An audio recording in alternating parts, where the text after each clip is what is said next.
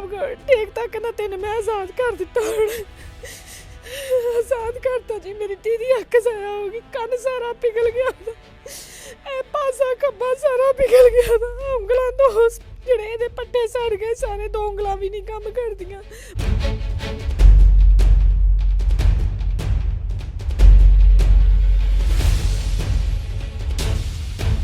ਹੋਏਗਾ ਲੇਕਿਨ ਮਿੱਠੀ ਜ਼ਬਾਨ ਵਾਲਾ ਤੁਹਾਡੇ ਨਾਲ ਮੁਖਲਸ ਨਹੀਂ, ਤੁਹਾਡੀਆਂ ਧੀਆਂ ਦਾ ਇਹ ਹਾਲ ਕਰ ਸਕਦਾ ਜਿਹੜਾ ਕਹੂੰ ਮੈਂ ਤੁਹਾਨੂੰ ਪੁੱਤ ਬਣ ਕੇ ਦਵਾਂਗਾ। ਪੁੱਤ ਨਹੀਂ ਬਣ ਕੇ ਤਾਂ ਹੁੰਦੇ ਜਿਹੜੇ ਇਦਾਂ ਕਹਿੰਦੇ ਆ। ਤੋਂ 2 ਦਿਨ ਪਹਿਲੇ ਤਾਂ ਉਹਨੇ ਤੇਜ਼ਾਬ ਖਰੀਦਿਆ ਹੋਇਆ ਸੀ। ਜਿਹੜਾ ਤੇਜ਼ਾਬ ਵਾਲਾ ਲੜਕਾ ਪਕੜਿਆ ਗਿਆ ਨਾ, ਉਹਨੇ ਕਿਹਾ ਕਿ ਤੇਜ਼ਾਬ ਮੇਰੇ ਕੋਲ 2-3 ਦਿਨ ਪਹਿਲੇ ਲੈ ਕੇ ਗਿਆ ਵਾ ਤੇ ਮੈਨੂੰ ਕਹਿੰਦਾ ਸਾਡਾ ਫਲਸ਼ ਨਾ ਖੁੱਲ ਨਹੀਂ ਰਿਹਾ ਹੈਗਾ ਤੇ ਸਾਨੂੰ ਕੋਈ ਚੰਗਾ ਤੇਜ਼ਾਬ ਦੇਣਾ ਵਾ।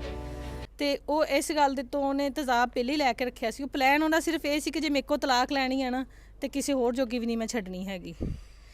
अस्सलाम वालेकुम नाज़रीन, आपका मेज़बान मुदस्सिर रशीद आपकी माजरा है। जुल्म की इंतहा, बहुत बड़ी फ़रौनियत। समुंदरी से इस फैमिली ने सफ़र किया लाहौर का। ईशा हवा की बेटी हमारे साथ मौजूद हैं और इनके साथ बहुत बड़ा जुल्म अपने शोहर ने किया। CCD पंजाब मरियम नवाज़ आपकी रेड रैन है, ये हवा की बेटी और इसके साथ जुल्म हुआ है। खुदारा इस वीडियो को अल्लाह की राह के लिए शेयर करें क्योंकि इस माँ को इंसाफ मिल सके। खून की आंसर हो रहा है, घर में सफ़े मातम है। ये सिर्फ मैं चेहरा दिखाऊंगा, वायलेशन बनेगी। आप ये नीचे वीडियो चल रही है, आप देख सकते हैं किस तरह इस बेटी के साथ उस दरिंदे नुमा शख्स ने जुल्म किया। मामलात क्या थे, वजूहात क्या बनी, CCD IG पंजाब और मरियम नवाज़ खुदारा इस वीडियो का नोटिस लें। अस्सलाम वालेकुम जी। वालेकुम सलाम पुत्र। माँ जी, क्या मामला बना है? इस फूल जैसी बहन के साथ इतना बड़ा जुल्म किया उस दरिंदे ने, इतनी बड़ी फ़रौनियत की उस बंदे ने, ये मामला सारा क्या बना है? ਜੀ ਖਰਚੇ ਤੋਂ ਇਹਨਾਂ ਦੀ ਲੜਾਈ ਹੁੰਦੀ ਸੀ। ਖਰਚਾ ਦੇਣ ਲੱਗਿਆ ਨਾ ਜ਼ਰਾ ਲੜਾਈ ਕਰ ਲੈਂਦਾ ਸੀ। ਬਹੁਤ ਜ਼ਿਆਦਾ ਖਰਚੇ ਤੋਂ ਹੀ ਅਣਬਣ ਇਹਨਾਂ ਦੀ ਹੁੰਦੀ ਸੀ ਤੇ 6 ਮਹੀਨੇ ਇੱਦਾਂ ਹੀ ਚੱਲਦਾ ਰਿਹਾ। 6 ਮਹੀਨਿਆਂ ਤੋਂ ਬਾਅਦ ਮੈਂ ਕਿਹਾ ਕਿ ਚਲੋ 6 ਮਹੀਨਿਆਂ ਤੋਂ ਮੈਂ ਕਿਹਾ ਕਿ ਚਲੋ ਤਲਾਕ ਜਿਹੜੀ ਅਸੀਂ ਲੈ ਲੈਂਦੇ ਅਸੀਂ ਮਾਮਲਾ ਸੀ ਤੇ ਅਸੀਂ ਕਿਹਾ ਕਿ ਚਲੋ ਇਹ ਰੋਜ਼ਾਨਾ ਹਜੇ ਬੱਚਾ ਨਹੀਂ ਹੈਗਾ ਤੇ ਰੋਜ਼ਾਨਾ ਲੜਾਈ ਨਾਲੋਂ ਬਿਹਤਰ ਆ ਕਿ ਤਲਾਕ ਲੈ ਲੈਣੀ।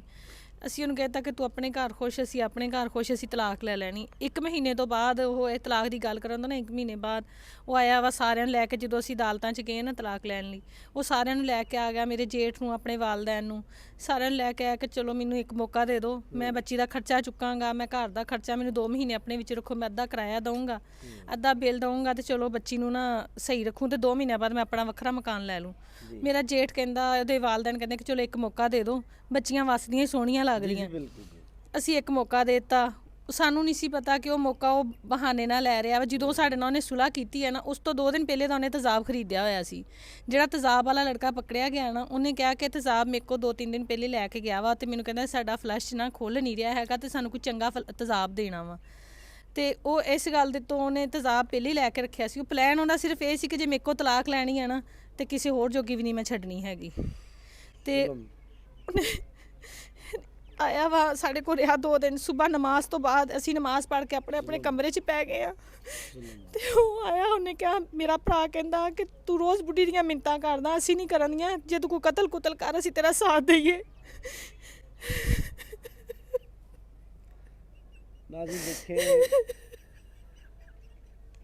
ਮੇਰੀ ਧੀ ਦੇ ਉੱਤੇ ਤੇਜ਼ਾਬ ਠੀਕ ਤੱਕ ਨਾ ਤੈਨੂੰ ਮੈਂ ਆਜ਼ਾਦ ਕਰ ਦਿੱਤਾ ਹੁਣ ਆਜ਼ਾਦ ਕਰਤਾ ਜੀ। ਮੇਰੀ ਧੀ ਦੀ ਅੱਖ ਜ਼ਾਇਆ ਹੋ ਗਈ, ਕੰਨ ਸਾਰਾ ਪਿਘਲ ਗਿਆ ਉਹਦਾ, ਇਹ ਪਾਸਾ ਖੱਬਾ ਸਾਰਾ ਪਿਘਲ ਗਿਆ ਉਹਦਾ, ਉਂਗਲਾਂ ਤੋਂ ਜਿਹੜੇ ਇਹਦੇ ਪੱਟੇ ਸੜ ਗਏ ਸਾਰੇ, 2 ਉਂਗਲਾਂ ਵੀ ਨਹੀਂ ਕੰਮ ਕਰਦੀਆਂ, ਬਾਜ਼ੂ ਵੀ ਤਾਂ ਨਹੀਂ ਜਾਂਦਾ ਮੇਰੀ ਧੀ ਦਾ। 25 ਦਿਨ ਮੇਰੀ ਧੀ ਨੇ ਕੋਈ ਸ਼ੈ ਨਹੀਂ ਖਾਧੀ, ਕੋਈ ਸ਼ੈ ਨਹੀਂ ਖਾਧੀ ਹੈਗੀ, ਟੀਕੇ ਬੋਤਲਾਂ ਦੇ ਸਿਰ 'ਤੇ ਰਹੀ ਆ। ਹੁਣ ਵੀ ਕੋਈ ਚੀਜ਼ ਜਿਹੜੀ ਆ ਪੈਪ ਦੇ ਜ਼ਰੀਏ ਜਾਂ ਬਿਲਕੁਲ ਨਰਮ ਕਰਕੇ ਨਾ ਚਮਚੀ ਦੇ ਨਾਲ ਦੇਈਦੀ ਆ। ਆਈਸਕ੍ਰੀਮ ਵਾਲੀ ਜਿਹੜੀ ਬਿਲਕੁਲ ਛੋਟੀ ਚਮਚੀ ਹੁੰਦੀ ਨਾ, ਉਹਦੇ ਨਾਲ ਖਾ ਸਕਦੀ, ਉੱਦਾਂ ਮੇਰੀ ਧੀ ਖਾ ਨਹੀਂ ਸਕਦੀ। ਬਹੁਤ ਤਕਲੀਫ ਦੇ ਵਿੱਚ ਮੈਂ ਪੁੱਤ ਘਰਾਂ 'ਚ ਕੰਮ ਕਰਦੀ ਹਾਂ। ਮੇਰੇ 'ਚ ਇੰਨੀ ਸਪੋਰਟ ਨਹੀਂ ਹੈਗੀ ਕਿ ਮੈਂ ਵਕੀਲ ਕਰਾਂ ਤੇ ਮੈਂ ਜਾਵਾਂ। ਮੈਨੂੰ ਪਤਾ ਹੀ ਨਹੀਂ ਮੇਰਾ ਮੁਜਰਮ ਕਿੱਥੇ ਆ, ਮੈਨੂੰ ਪਤਾ ਹੀ ਨਹੀਂ। 4 ਮਹੀਨੇ ਹੋ ਗਏ, ਮੈਨੂੰ ਪਤਾ ਹੀ नहीं, ਮੈਨੂੰ ਦੱਸਿਆ ही नहीं ਕਿਹੜੀ जेल जा कितने आ की होया, आपने किया या की नहीं। आपने मुतलका थाने रजू किया, एप्लीकेशन दी, आपके अदारों ने आपके साथ तावन नहीं किया? ਪੁੱਤ ਦਰਖਾਸਤ ਹੋਈ ਆ, ਜਿੱਦਣ ਇਹ ਵਾਕਿਆ ਹੋਇਆ ਉਦੋਂ ਬਹੁਤ ਦੁਨੀਆ ਆਈ ਆ, ਠੀਕ ਆ, ਬਹੁਤ ਦੁਨੀਆ ਆਈ ਆ ਸਾਡੇ ਕੋਲ। ਉਸ ਤੋਂ ਬਾਅਦ ਸਾਨੂੰ ਕਿਸੇ ਨੇ ਨਹੀਂ ਪੁੱਛਿਆ। ਇਹ ਜਦੋਂ ਵਾਕਿਆ ਹੋਇਆ ਮੁੜ ਕੇ ਸਾਡੇ ਸਮੁੰਦਰੀ ਦੇ ਥਾਣੇ 'ਚ ਸੀ, ਉਹ ਤੇ ਉਲਟ ਸਾਨੂੰ ਕਹਿ ਰਹੇ ਸੀ ਮੇਰਾ ਵੱਡਾ ਦਮਾਦ ਉਹਨਾਂ ਨੇ ਫੜ ਲਿਆ ਸੀ। ਫਿਰ ਉਹਨਾਂ ਕੋਲੋਂ ਸਾਡਾ ਕੇਸ CCD ਵਾਲਿਆਂ ਕੋਲ ਚਲਾ ਗਿਆ, ਉਹਨਾਂ ਨੇ ਮੇਰਾ ਵੱਡਾ ਦਮਾਦ ਜਿਹੜਾ ਮੈਨੂੰ ਵਾਪਸ ਕਰ ਦਿੱਤਾ। ਸਹੀ ਰਿਹਾ, ਮੈਡੀਕਲ ਮੰਗਿਆ ਸੀ, ਮੈਡੀਕਲ ਵੀ ਔਖਿਆ ਸੌਖਿਆ ਹੋ ਕੇ ਕਰਜ਼ਾ ਕਢਾ ਕੇ ਮੈਂ ਮੈਡੀਕਲ ਦੀਆਂ ਗੱਡੀ ਕਰਾ ਕੇ ਲੈ ਕੇ ਜਾਂਦੀ ਸੀ ਬੱਚੀ ਨੂੰ, ਕਰਜ਼ਾ ਚੁੱਕ ਕੇ। ਮੇਰੇ ਤੁਸੀਂ ਸ਼ਨਾਖਤੀ ਕਾਰਡ ਤੋਂ ਪਤਾ ਕਰ ਸਕਦੇ ਕਿ ਮੈਂ ਕਿੰਦੋਂ ਅਦਾਰਿਆਂ 'ਚੋਂ ਹੁਣ ਕਢਾਇਆ ਕਰਜ਼ਾ, ਸਿਰਫ ਆਪਣੀ ਬੱਚੀ ਦੇ ਇਲਾਜ ਵਾਸਤੇ। ਤੇ ਮੈਂ ਮੈਡੀਕਲ ਕਲੀਅਰ ਕਰਕੇ ਵੀ ਦੇ ਦਿੱਤਾ। ਹੁਣ ਕੱਲ ਮੈਂ ਉਹਨਾਂ ਨੂੰ ਫੋਨ ਕਰਕੇ ਪੁੱਛਿਆ ਕਿ ਤੁਸੀਂ ਪੁੱਤਰ ਕੀ ਕੀਤਾ, ਮੇਰੇ ਮੁਜਰਮ ਦਾ ਜਿਹੜਾ ਸਾਡਾ ਉਹਦਾ ਕੀ ਕੀਤਾ, ਉਹਨੂੰ ਕੀ ਸਜ਼ਾ ਮਿਲੀ? ਉਹਨੇ ਕਿਹਾ ਮੈਂ ਉਹਨੂੰ ਹਰ ਤਰ੍ਹਾਂ ਗੁਨਾਹਗਾਰ ਸਾਬਤ ਕਰਕੇ ਅੱਗੇ ਭੇਜ ਦਿੱਤਾ ਵਾ। ਹੁਣ ਤੁਸੀਂ ਜਾਣੋ ਤੇ ਅੱਲਾ ਜਾਣੇ, ਹੁਣ ਦੇਖੋ ਤੁਹਾਡੇ ਨਾਲ ਕੀ ਹੁੰਦਾ। ਤੁਹਾਡਾ ਇਸ ਟਾਈਮ ਜਿਸ ਹਸਬੰਡ ਨੇ ਕੀਤਾ, ਕੀ ਨਾਮ ਕੀ ਉਹਨਾਂ ਦਾ? ਉਹਦਾ ਖਾਦਮ ਨਾਮ ਆ। ਜਿਹੜਾ ਖਾਦਮ ਹੈ ਉਹ ਹੁਣ ਜੇਲ੍ਹ 'ਚ ਥਾਣੇ ਵਿੱਚ ਕਿੱਥੇ ਵੇ? ਤੁਹਾਨੂੰ ਮੁਤਲਕਾ ਥਾਣੇ ਨੇ ਕੀ ਰਿਪੋਰਟ ਦਿੱਤੀ ਹੈ? ਸਾਨੂੰ ਕੋਈ ਪਤਾ ਨਹੀਂ ਉਹ ਕਿੱਥੇ ਹੈ। ਸਾਨੂੰ ਇੰਨਾ ਪਤਾ ਜਦੋਂ ਮੈਂ ਆਪਣੇ ਵੱਡੇ ਜਵਾਈ ਨੂੰ ਲੈ ਕੇ ਆਈ ਸੀ ਨਾ, CCD ਵਾਲਾ ਜਿਹੜਾ ਸਰਗੋਦਾ ਰੋਡ ਤੇ ਦਫ਼ਤਰ ਹੈ ਨਾ, ਉੱਥੇ ਉਹ ਮੈਂ ਆਪਣੇ ਵੱਡੇ ਦਮਾਦ ਨੂੰ ਲੈ ਕੇ ਆਈ ਹਾਂ ਤੇ ਉੱਥੇ ਹੀ ਉਹ ਸੀ। ਉਸ ਤੋਂ ਬਾਅਦ ਦਾ ਮੈਨੂੰ ਨਹੀਂ ਪਤਾ ਉਹ ਕਿੱਥੇ ਆ ਕਿੱਥੇ ਨਹੀਂ, ਸਾਨੂੰ ਕੋਈ ਪਤਾ ਹੀ ਨਹੀਂ ਹੈਗਾ। ਅਸੀਂ ਇਹੀ ਤੇ ਕਹਿੰਦੇ ਕਿ ਸਾਨੂੰ ਕੁਝ ਦੱਸਣ ਕਿ ਉਹਨੂੰ ਸਜ਼ਾ ਦਿੱਤੀ ਆ ਜਾਂ ਕੀ ਕੀਤਾ ਵਾ ਜਾਂ ਛੱਡ ਦਿੱਤਾ ਜਾਂ ਕੀ ਬਣਿਆ। ਸਾਨੂੰ ਤਾਂ ਸਜ਼ਾ ਡਬਲ ਮਿਲ ਗਈ ਨਾ। ਇੱਕ ਮੇਰੀ ਧੀ ਸੜ ਗਈ, ਉੱਤੋਂ ਮੈਂ ਕਰਜ਼ਿਆਂ ਥੱਲੇ ਆ ਨਹੀਂ, ਘਰਾਂ 'ਚ ਕੰਮ ਕਰੂੰਗੀ ਤੇ ਘਰ ਲੈ ਕੇ ਆਉਂਗੀ, ਸਾਰਾ ਦਿਨ ਤੇ ਇਹਨੂੰ ਸਾਂਭਦਿਆਂ ਲੰਘ ਜਾਂਦੀ ਆ। ਕਿੱਥੋਂ ਕੰਮ ਕਰਾਂ, ਕਿੱਦਾਂ ਕਰਾਂ? ਇਹ ਇੰਨਾ ਕੁ ਡਰਦੀ ਆ ਕਿ ਪਰਦਾ ਵੀ ਮਾੜਾ ਜਿਹਾ ਹਿਲਦਾ ਤੈਨੂੰ ਲੱਗਦਾ ਕਿ ਖਾਦਮ ਆ ਗਿਆ। ਇਹ ਚੀਖਾਂ ਮਾਰਨ ਲੱਗ ਜਾਂਦੀ, ਇਹਨੂੰ ਕੱਲਿਆਂ ਨਹੀਂ ਛੱਡ ਸਕਦੀ ਮੈਂ ਕਿੱਧਰ ਪੁੱਤ ਹੋਵਾਂ। ਮੈਨੂੰ ਬਸ ਇਨਸਾਫ ਹੁਕੂਮਤ ਪੰਜਾਬ ਤੋਂ ਚਾਹੀਦਾ, ਮਰੀਮ ਨਵਾਜ਼ ਤੋਂ ਮੇਰੀ ਮਦਦ ਕੀਤੀ ਜਾਏ, ਮੇਰੀ ਬੱਚੀ ਦਾ ਇਲਾਜ ਕੀਤਾ ਜਾਏ। ਮੈਂ ਇੰਨੇ ਜੋਗੀ ਨਹੀਂ, ਮੈਂ ਕਿਰਾਏ ਭਰਾਂ। ਮੈਂ ਐਤਕੀ ਪੁੱਤ ਮੇਰਾ ਬਿੱਲ ਵੀ ਮੈਂ ਨਹੀਂ ਤਾਰ ਸਕੀ ਇਸ ਮਹੀਨੇ ਦਾ। ਮੈਂ ਕਸਮ ਵਾਲੀ ਗੱਲ, ਮੇਰੇ ਘਰ ਬਿੱਲ ਪਿਆ, ਮੈਂ ਬਿੱਲ ਵੀ ਨਹੀਂ ਤਾਰ ਸਕੀ। ਅੱਛਾ ਮਾਂ ਜੀ, ਸ਼ਾਦੀ ਇਹ ਕਿ ਘਰ ਦੀ ਰਜ਼ਾਮੰਦੀ ਨਾਲ ਸੀ, ਕਿਵੇਂ ਮਾਮਲਾਤ ਸਨ?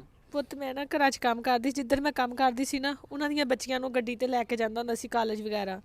ਤੇ ਉਹਨਾਂ ਨੇ ਕਿਹਾ ਕਿ ਚਲੋ ਇਹ ਬੰਦਾ ਚੰਗਾ ਵਾ, ਜਦੋਂ ਕਿਸੇ ਨਾਲ ਹੁੰਦੇ ਨਾ ਉਹ ਮਿਲਦੇ ਜੁਲਦੇ, ਉਹਦਾ ਇਨਸਾਨ ਚੰਗਾ ਬਣ ਕੇ ਹੀ ਮਿਲਦਾ ਜੁਲਦਾ। ਹੁਣ ਉਹਨਾਂ ਨੂੰ ਵੀ ਵਿਚਲੀ ਗੱਲ ਦਾ ਨਹੀਂ ਸੀ ਪਤਾ, ਉਹਨਾਂ ਨੇ ਰਿਸ਼ਤਾ ਕਰਵਾ ਦਿੱਤਾ ਮੇਰਾ। ਤੇ ਉਹਨਾਂ ਨੇ ਕਿਹਾ ਚਲੋ ਕਰ ਦੋ, ਬੰਦਾ ਚੰਗਾ, ਚਲ ਤੇਰੀ ਧੀ, ਤੂੰ ਗਰੀਬ ਆ, ਤੂੰ ਕਿੱਥੇ ਦਾਜ ਦਹੇਜ ਦੇਂਗੀ, ਤੇ ਜਿੰਨਾ ਕੁ ਤੇ ਕੋ ਸਰਿਆ ਉਹਨਾਂ ਕੁ ਕਰ ਲਈ ਤੂੰ। ਮੈਂ ਉਹਨਾਂ ਕੀ ਕੀਤਾ, ਭੈਣ ਭਰਾਵਾਂ ਨੇ ਰਲ ਕੇ ਮੈਨੂੰ ਰੋਟੀ ਦਿੱਤੀ ਸੀ ਬੱਚੀ ਦੀ ਸ਼ਾਦੀ ਦੀ। ਮੈਂ ਤੇ ਰੋਟੀਆਂ ਵੀ ਪਕਾਉਣ ਜੋਗੀ ਨਹੀਂ ਸੀ ਹੈਗੀ। ਸ਼ਾਦੀ ਹੋ ਗਈ, ਅੱਲਾ ਨੇ ਕਰਮ ਕਰਤਾ, ਮੇਰੇ ਸਿਰ ਤੋਂ ਭਾਰਾ ਲੱਥ। ਮੈਨੂੰ ਨਹੀਂ ਸੀ ਪਤਾ ਉਹ ਅੰਦਰੋਂ ਕਿੱਦਾਂ ਦਾ ਇਨਸਾਨ ਆ। ਬਹੁਤ ਮਿੱਠਾ ਸੀ ਜ਼ਬਾਨ ਦਾ, ਇੰਨਾ ਕੁ ਮਿੱਠਾ। ਮੈਨੂੰ ਕਹਿੰਦਾ ਸੀ ਮਾਂ ਮੈਂ ਤੈਨੂੰ ਪੁੱਤ ਬਣ ਕੇ ਦਿਖਾਉਂ, ਤੇਰੇ ਪੁੱਤ ਛੋਟੇ ਆ, ਮੈਂ ਤੈਨੂੰ ਵੱਡਾ ਪੁੱਤ ਬਣ ਕੇ ਦਿਖਾਉਂ। ਉਹਨੇ ਆ ਪੁੱਤ ਬਣ ਕੇ ਦਿਖਾਇਆ ਕਿ ਮੇਰੀ ਧੀ ਸਾੜ ਦਿੱਤੀ। ਮੈਨੂੰ ਗਲੀਆਂ ਦੇ ਕੱਕਾਂ ਨਾਲੋਂ ਵੀ ਹੌਲਾ ਕਰਦਾ ਪੁੱਤ। हौसला करो माँ जी। मरियम नवाज़, ये माँ जी आपका नाम ले रही हैं कि आप, ये जो हवा की बेटी हैं, ये आपकी रेड लाइन है। CCD फैसलाबाद खुदारा आपसे रिक्वेस्ट है, आप बड़ा अच्छा काम कर रहे हैं, लेकिन इस हवा की बेटी को इंसाफ नहीं मिला, इनके बकौल, इनकी राय के बकौल। इस केस को देखें, एनालाइज करें, इन्वेस्टिगेट करें, मुलजिम मुजरिम है कहाँ, क्या मामलात हैं। अगर वो जेल में है, कैफरे किरदार तक पहुंच चुका है, लेकिन फैमिली को नहीं पता, इनके बकौल और सारे।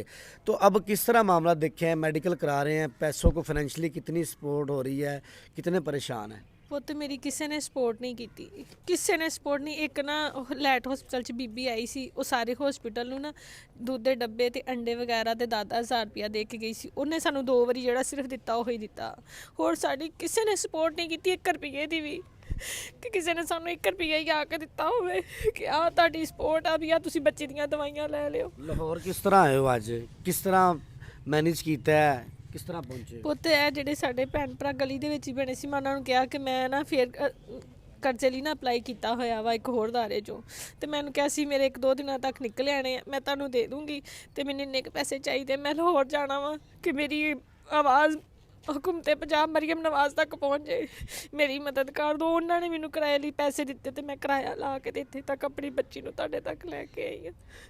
ओवरसीज़ पाकिस्तानी खुदारा, इस वीडियो को, ये माँ की फरियाद सुन लें, इनका मैं डिटेल नीचे मेंशन कर रहा हूँ, आप इनसे रब्ता करें।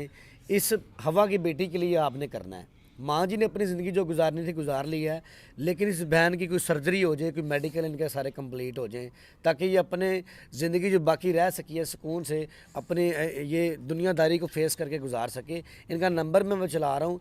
ये पैसे इनके पास नहीं थे, उधार पकड़ के लाहौर आई हैं, समुंदरी से लाहौर आई हैं और यहाँ पर आकर मीडिया को इंटरव्यू दे रही हैं कि ताकि मेरी आवाज़ मरियम तक, हमारे अदारों तक पहुँचे, क्योंकि हमारे अदारे इतने कमज़ोर नहीं है कोई भी जुल्म करे और वो छुप कर बैठ जाए, ऐसा नहीं हो सकता। माँ जी ओवरसीज़ पाकिस्तानी देख रहे हैं, इससे पहले वो लोग जो शादियां करते हैं, ये रिश्तेदारी नहीं थी आपकी इनके नहीं साथ? मेरी रिश्तेदारी नहीं थी। बड़े लोग रिश्ता कर लेंदे ने वेखे बगैर, पुण-छण कीते बगैर। ਉਹਨਾਂ ਨੂੰ ਕੋਈ ਪੈਗਾਮ ਦੇਣਾ ਚਾਹੋ ਇੱਕ ਮਾਂ ਹੋਣ ਦੇ ਨਾਤੇ, ਜਿਸ ਤਰ੍ਹਾਂ ਤੁਹਾਡੀ ਬੇਟੀ ਨਾਲ ਵਾਕਿਆ ਹੋਇਆ ਹੈ, ਇੱਥੋਂ ਕੀ ਸਬਕ ਲੈਂਦੇ ਹੋ, ਕੀ ਇਬਰਤ ਹਾਸਲ ਕਰਦੇ ਹੋ? ਮੈਂ ਤੇ ਇਹੀ ਪ੍ਰਤਾ ਸਰਕਾਰ ਦੀ ਕਿ ਜਿਹੜਾ ਤੁਹਾਡੀ ਬੱਚੀ ਦਾ ਰਿਸ਼ਤਾ ਮੰਗਣ ਲਈ ਮਿੱਠਾ ਹੁੰਦਾ ਪਿਆ ਨਾ, ਕਿ ਉਹ ਤੁਹਾਨੂੰ ਕਹਿੰਦਾ ਕਿ ਮੈਂ ਹੀ ਤੁਹਾਡੇ ਲਈ ਸਾਰਾ ਕੁਛ ਆ, ਉਹਦੇ ਤੇ ਇਤਮਾਦ ਕਰਿਓ ਹੀ ਨਾ। ਜਿਹਦੇ ਚ ਪੂਰਾ ਮਸਾ ਕਰਵਾਹਟ ਹੋਏਗੀ ਨਾ, ਉਹ ਤੁਹਾਡੇ ਨਾਲ ਮੁਖਲਸ ਹੋਏਗਾ, ਲੇਕਿਨ ਮਿੱਠੀ ਜ਼ਬਾਨ ਵਾਲਾ ਤੁਹਾਡੇ ਨਾਲ ਮੁਖਲਸ ਨਹੀਂ। ਉਹ ਤੁਹਾਡੀਆਂ ਧੀਆਂ ਦਾ ਇਹ ਹਾਲ ਕਰ ਸਕਦਾ ਜਿਹੜਾ ਕਹੂ ਮੈਂ ਤੁਹਾਨੂੰ ਪੁੱਤ ਬਣ ਕੇ ਦਵਾਂਗਾ। ਪੁੱਤ ਨਹੀਂ ਬਣ ਕੇ ਤਾਂ ਹੁੰਦੇ ਜਿਹੜੇ ਇਦਾਂ ਕਹਿੰਦੇ ਆ। ਮੇਰਾ ਬੜਾ ਦਿਮਾਗ ਵੀ ਉਹ ਬੜਾ ਗੈਰ ਲੇਕਿਨ ਉਹ ਗੁੱਸੇ ਵਾਲਾ ਹੁੰਦਾ ਸੀ, ਲੇਕਿਨ ਉਹਨੇ ਮੇਰੀ ਧੀ ਨੂੰ ਬਿਲਕੁਲ ਠੀਕ ਰੱਖਿਆ ਵਾ। ਅੱਲਾ ਮੀਆਂ ਨੂੰ ਜ਼ਿੰਦਗੀ ਤੰਦਰੁਸਤੀ ਦੇਵੇ। ਚਲੇ ਉਨਕੇ ਨਸੀਬ ਅੱਛੇ ਕਰੇ। ਹਾਂਜੀ, ਇਹਨੇ ਮਿੱਠਾ ਬਣ ਕੇ ਸਾਨੂੰ ਡੰਗਿਆ ਵਾ। ਮੈਂ ਪੁੱਤ ਮੇਰੇ ਉੱਥੋਂ ਵੀ ਪੁੱਛ ਸਕਦੇ ਕਿ ਮੈਂ 2 ਵਾਰੀ ਇਹਨੂੰ ਵੀ ਕਢਾ ਕੇ ਪੈਸੇ ਦਿੱਤੇ, ਇਸ ਜਵਾਈ ਨੂੰ ਵੀ ਕਹਿੰਦਾ ਸੀ ਕਿ ਮੈਂ ਨਾਲ ਆਂਡਿਆਂ ਦਾ ਕੰਮ ਆਪਣੇ ਭਰਾ ਨਾਲ ਸ਼ੁਰੂ ਕਰਨਾ। ਮੈਂ 2 ਵਾਰੀ ਕਢਾ ਕੇ 50-50 ਹਜ਼ਾਰ ਰੁਪਏ ਉਹਦੀਆਂ ਕਿਸ਼ਤਾਂ ਮੈਂ ਲਾਹ ਦਈ ਹਜੇ ਤੱਕ। ਤੇ ਪਰ ਮੇਰੇ ਤੇ ਕੋਈ ਵੀ, ਮੈਂ ਧੀ ਵਸਾਉਣ ਲਈ ਹਰ ਤਰੀਕਾ इस्तेमाल किया कि मेरी धी वास्ते। ये पूरी फाइल डॉक्यूमेंटेशन इनके पास मौजूद है, हर किस्म की डॉक्यूमेंटेशन है, जब भी अदारों की रिक्वायर्ड होगी हम प्रोवाइड कर सकते हैं। ये फैमिली प्रोवाइड कर सकती है, ऑन स्क्रीन चल भी रहे होंगे। मरियम नवाज़, खुदारा नोटिस लें, ये फैमिली है, ये माँ, ये बेटी आपके मुंतज़िर हैं, हमेशा हक़ और सच की आवाज़ बने हैं। इसके साथ अपने मेज़बान मुदस्सिर को इजाज़त दें। अल्लाह निगहबान।